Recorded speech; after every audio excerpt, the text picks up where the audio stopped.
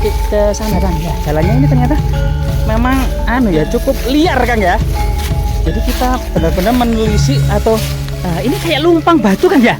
Nah, coba kita lihat Kang ya. Nah, apa ini lumpang batu ya? Ada apa ini?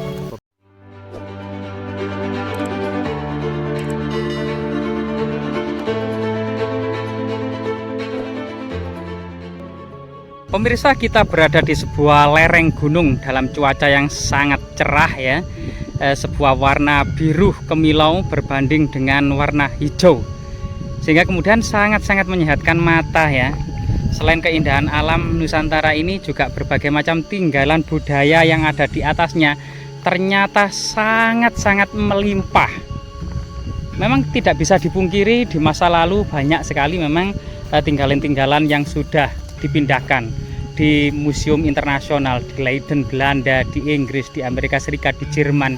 Namun ternyata masih banyak juga berbagai artefak, ekofak, dan fitur yang ada di lereng-lereng gunung.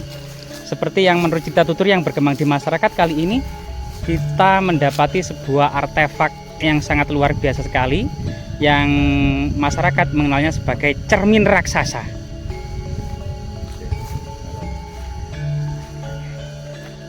Nah, yang di samping kanan itu pada masa kolonial Belanda dikenal dengan Gunung Butak yang pernah ditemukan 13 lempengan prasasti tembaga ya, atau prasasti Kudadu tahun 1294 Masehi.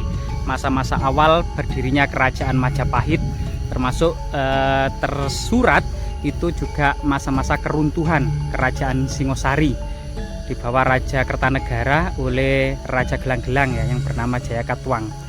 Nah, ini sangat luar biasa sekali, artinya kemungkinan memang bukit kecil ini atau Gunung Butak ini menyimpan berbagai macam artefak, ekofak, dan fitur yang sangat-sangat penting. Monggo Kang, kita menyusuri kebun-kebun pisang ini Kang. Oke, jadi kita dapat jelas ini. Iya. Oke, kita akan mencari informasi adanya batu kaca ya. Iya. Batu kaca atau cermin raksasa, atau juga ada yang mengidentifikasi sebagai kaca benggala Kang. Gitu ya. Iya, ya, di mana di tengahnya itu ada semacam bagian untuk mungkin bisa melihat ya. Nah, melihat semacam di daerah lain bisa dilihat dari kaca tersebut. Nah, meracutur yang berkembang. Itu kan ada mitos yang mengatakan Iya. Pada bulan-bulan tertentu atau pada terang bulan itu purnama. Iya, pada bulan purnama Kang. Itu katanya bisa menyala gitu. Itu Oh iya. apakah memang center terdengar ya? Iya, itu Seperti memang itu. salah satu yang pernah kita dengar dari cerita yang berkembang di masyarakat. Pada bulan-bulan purnama itu semacam entah memantulkan cahaya bulan atau semacam energinya gitu ya, atau mungkin kondisi magis dan gaib yang diduga memang ilmu-ilmu orang-orang zaman dahulu itu terkadang memang saat ini itu sudah tidak dikenali lagi, atau semacam sains yang hilang. Padahal itu kalau zaman dulu itu betul bisa ya. Iya, Adanya betul seperti itu. bisa. Bahkan dalam literatur modern seperti saat ini, istilah-istilah seperti teleportasi, yaitu menembus ruang dan waktu. Nah, dahulu kan juga ada hal-hal seperti itu ya. Mungkin istilah-istilah Jawa mungkin semacam pancasona gitu ya, atau rawa rontek kan gitu ya. Telekinesis itu adalah memindahkan benda besar tanpa menyentuh. Jadi batu raksasa itu dipindahkan tanpa menyentuh. Itu istilahnya saat ini itu telekinesis. Jadinya cerita-cerita yang memindahkan gunung, yang memindahkan candi, itu kalau zaman dulu tidak mustahil ya. Nah, zaman dahulu secara fakta pasti ada hal seperti itu. Nah, cuman sekarang ini ilmu-ilmu itu semacam hilang. Jadi seolah-olah memang orang-orang dahulu lebih hebat dari orang-orang saat ini ya, dari segi ilmu pengetahuan seperti itu ya. Atau Padahal semacam itu sains yang hilang ya. Kalau di penelitian atau desain ya, itu nama-nama seperti itu ada. Iya ada. Jadi telekinesis itu memindahkan benda tanpa menyentuh, teleportasi itu menembus ruang dan waktu, clairvoyant itu bisa melihat menembus ruang. Kemudian telepati itu komunikasi pikiran, termasuk hipnotis mempengaruhi pikiran seseorang. Dan ada juga transfigurasi, itu merubah bentuk. Kemungkinan orang-orang dahulu merubah. Sudah mengenal ya. Iya, kalau di sini kayak babi ngepet itu ya, merubah bentuk. Itu istilah modernnya namanya transfigurasi, merubah bentuk. Itu ilmu-ilmu zaman dahulu. Nah, itu kalau di dunia maju itu diteliti itu di laboratorium yang dijaga ketat itu. Padahal itu leluhur kita sudah menguasai itu semuanya. Semua menguasai dengan istilah-istilah lokal seperti itu, Pancasona, rawa rontek, kan banyak sekali gitu ya. Lembu sekilan. Nah, cuma istilah-istilah modern tadi seperti itu, Kang. Jadi ini cengkeh ya ini yang tidak dipanen ini, Kang ya. Eman ya. Cengkeh padahal Nusantara itu dahulu dikenal dengan jalur rempah. Ada 5 rempah terkenal di dunia. Salah satunya cengkeh, pala, lada, kemudian jahe, dan kopi itu dibawa kolonial, Kang. Jadi pada masa kerajaan Majapahit itu ada ya cengkeh, pala dari Maluku itu ya, lada, kemudian jahe dan kayu manis dari Sumatera. Nah, kayu manis ini, Kang. Kan ini konon katanya diperlukan bagi orang-orang yang daerah dingin ya. Nah, untuk menghangatkan badan. Nah, ternyata kita cari jalannya ini kemana? Loh, kita mencari apa, Kang? Kita sampai lupa. Katanya batu kaca. Oh iya, cermin raksasa, Kang. Nah, kita hampir-hampir saja terlena ketika berada di kebun yang penuh dengan apa ya? Mungkin kondisi-kondisi mistis juga, Kang ya. Ini karena wingit memang, Kang ya. Iya, ini jalannya sampai hilang ini. Mungkin di situ ya, ke bawah itu ya. Coba jangan nanti kebrosok-brosok, Kang. Nah, ini batu-batunya juga cukup unik. Beberapa literatur modern kita bisa mengidentifikasi bahwasanya ada yang menduga lokasi ini semacam bengkel arca. Jadi tempat para empu, para resi dalam memahat berbagai macam kebutuhan akan arca, batu-batu candi, linggayoni. Nah, mungkin ini bahan-bahan bakunya yang dikumpulkan oleh leluhur kita ya. Karena batu-batu ini relatif gamo. Apa gamo itu bahasa Indonesia, Kang? Relatif lunak ya. Lunak ya, lebih daripada batu sungai yang sangat keras ya. Nah, ini batu gunung lebih mudah dipahat mungkin itu, Kang ya. Oh, itu, Kang, ada bendera itu, Kang. Nah, kelihatannya di situ ada beberapa tanaman bunga-bunga seperti andong dan puring ya.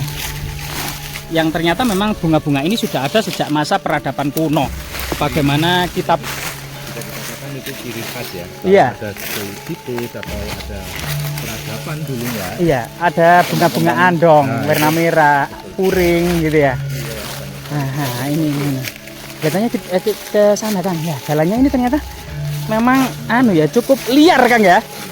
Jadi kita benar-benar menelisik atau ini kayak lumpang batu, Kang ya. Nah, coba kita lihat, Kang ya. Nah, apa ini lumpang batu ya?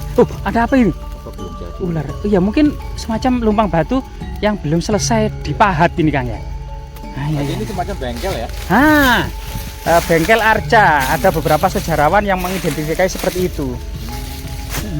Gimana, Kang? Ini. Nah, yes, coba ke sana, ke kanan aja, ke kanan. Mungkin banyak jalan-jalan yang berbatu.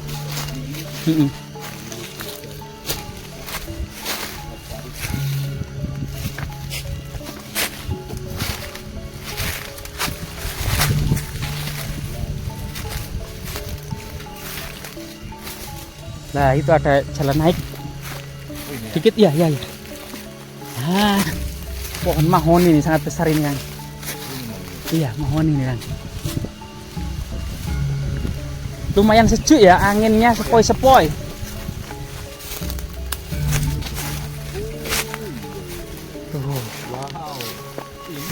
Wow. Inilah, Kang. Jadi menurut cerita tutur, ini semacam cermin raksasa dengan gagangnya, Kang ya. Nah, ini semata-mata dilihat dari fakta dan mungkin pengetahuan masyarakat di era kini yang terputus dengan peradaban di masa lalu. Sehingga istilah-istilah yang berhubungan dengan peradaban kuno Hindu-Buddha ini saat ini hampir-hampir sudah hilang dari ingatan masyarakat. Nah, ini kalau kita melihat dari kacamata pengetahuan kita selama ini mencari peninggalan-peninggalan leluhur, ini kalau saya bilang apa namanya, lingga atau yoni yang belum jadi itu. Nah, jadi diduga ini yoni unfinished ya dari segi bentuknya, ukurannya, dan ada bagian yang diduga hendak dijadikan cerat yoni yang masyarakat mengidentifikasi sebagai gagang cermin. Nah, ini kemudian ceratnya, dan yang kotak di tengah ini biasanya untuk menancapkan lingga. Dan lingga dan yoni dipuja sebagai dewa Siwa ya, atau jejak-jejak magis dari peradaban agama Hindu. Iya Kang, makanya ini kan seharusnya yang di tengah kotaknya ini dalam ya. Iya, seharusnya untuk menancapkan lebih dalam, sehingga ini memang diduga unfinished, belum selesai dikerjakan. Semacam sketsa gitu Kang ya. Iya. Ini Sketsa. masih gancaran lah. Iya, masih gancaran kalau orang Jawa bilang. Tetapi mitos yang berkembang kalau lihat situasi, memang auranya sangat beda Kang ya. Iya. Bisa jadi memang yang dibilang masyarakat tentang kalau bulan purnama itu ini bercahaya. Iya, itu bercahaya. Bisa jadi kan. Bisa jadi memang. Jadi, Iya. auranya sangat Kental ini, dan sampai saat ini masih digunakan masyarakat sebagai situs magis. Di situ banyak bunga-bunga dan persajian itu ya.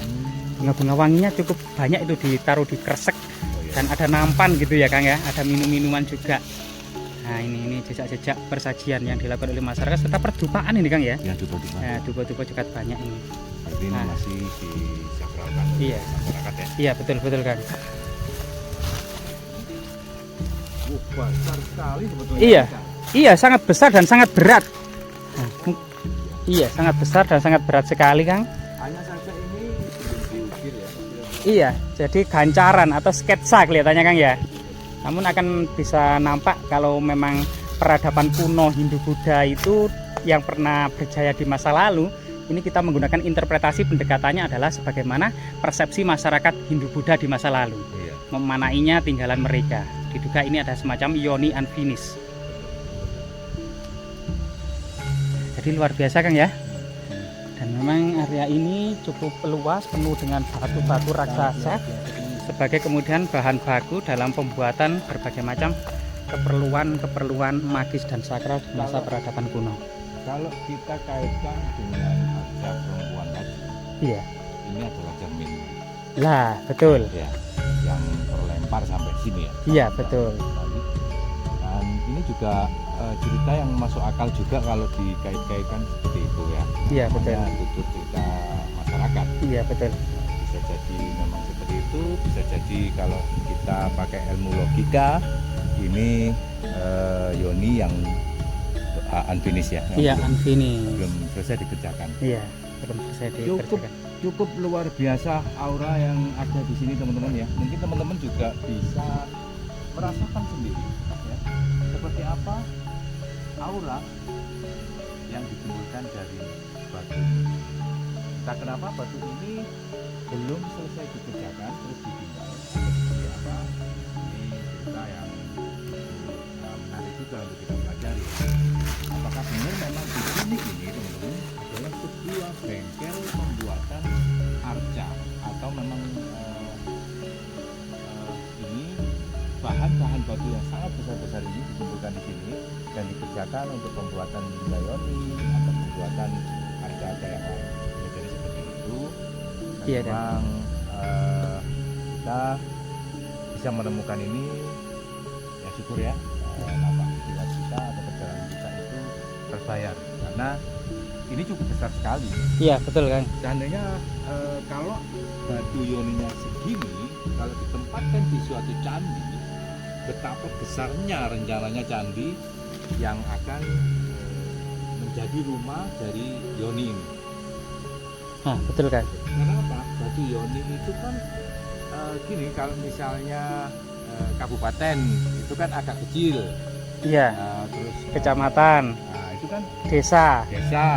kecil lagi kan, sampai ke rumah warga. Iya. Itu kadang-kadang juga dulu itu menyimpan Lingga yoni yoni kecil. yang dulunya itu hanya berupa alu dan lumpang kan. Iya. Nah itu peradaban gini, kadang-kadang teman-teman banyak yang bicara, banyak tanya, Iya. lumpang dan alu Iya. itu ada juga yang bilang itu batu yoni, lingga yoni. Iya. Itu memang di peradaban apa gitu. Jadi masa prasejarah Kang, sebelum masuk dan berkembangnya agama Hindu-Buddha di Nusantara atau pada masa peradaban perunggu, itu lumpang batu ini sudah dikenal secara luas, yang memiliki fungsi untuk menghaluskan biji-bijian, rempah-rempah, dedaunan, umbi-umbian sebagai kemudian penyedia kebutuhan pangan untuk sehari-hari. Namun masa lalu selain hal-hal yang sifatnya profan, tetapi unsur-unsur magis dan sakral itu terus melekat. Misalnya di dalam dapur itu kan untuk menyediakan makan. Dipercaya ada penunggunya Nyai Towo misalnya seperti itu. Di punden desa ada pendungunya namanya Ki Danyang, Nyai Danyang. Nah, seperti itu. Bahkan di Lingga Yoni atau di Lumpang dan Alu itu juga dipercaya sebagai lambang kesuburan atau simbol dari alat kelamin laki-laki dan perempuan, yang sehingga ketika kemudian agama Hindu-Buddha masuk ke Nusantara, hal itu juga semacam akulturasi, terjadi perpaduan-perpaduan, terjadi percampuran kepercayaan. Sehingga semakin kemudian kompleks gitu loh Kang. Jadi dibentuk lah. Dibentuk seperti ini. Seperti ini. Jadi dulunya sebelum Hindu-Buddha masuk, peradaban di Jawa itu sudah mempercayai lumpang dan alu ya. Lumpang dan alu. Dan ketika Hindu masuk, ini dimotif seperti ini. Iya gitu betul. Ya? Iya dimotif seperti ini. Iya. Makanya ketika kami menemukan itu, loh, ini hanya lumpang dan alu, ya kan? Tapi ada yang bilang ini Yoni. Oh, ternyata seperti itu Iya. ya. Iya, modifikasi. Iya, bahasa Yoni dan Lingga itu memang berasal dari bahasa Sangsekerta, dari peradaban India. Sedangkan lumpang dan alu ini bahasa lokal Jawa. Dan ada juga gini kan, ada juga mungkin ya di era-era akhir dari Majapahit, itu Lingga Yoninya sudah terukir bagus gitu, atau memang dari kerajaan-kerajaan dulu itu sudah ada ukiran, kadang juga ada yang polos gitu, itu gimana ceritanya? Jadi memang maknanya beda-beda. Jadi Yoni, Lingga Yoni itu ada semacam maknanya semata-mata adalah Dewa Siwa dan Parwati gitu ya, tanpa kemudian embel-embel ikatan dengan raja tertentu. Sedangkan pada masa Jawa Timur ini Lingga Yoni ternyata adalah menaruh abu jenazah dari seorang raja yang sudah dingaben 12 tahun dalam upacara serada setelah mangkatnya, sehingga kemudian Yoni tersebut sebagai perwujudan raja atau rani, maka dengan cerat naga dan hiasan-hiasan yang sebagaimana langgam dan kejayaan pada masa itu. Sehingga jika naganya itu tidak berjenggot, mungkin naga itu adalah simbol raja. Jika berjenggot raja, jika tidak berjenggot mungkin seorang rani, misalnya Tribuana Tunggadewi. Di Klinterejo itu tidak memiliki jenggot. Nah, sedangkan di Japanan, di Sedah Japanan itu ada memiliki jenggot. Nah, seperti itu kan. Jadi seperti itu ya teman-teman, pengetahuannya ya. Terima kasih.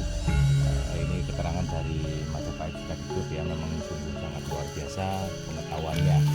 Jadi Lingga Yoni pun itu dipercaya sebelum Hindu-Buddha masuk ke tanah Nusantara ini, yang dikenal dengan lumpang dan alu teman-teman ya. Jadi seperti itu.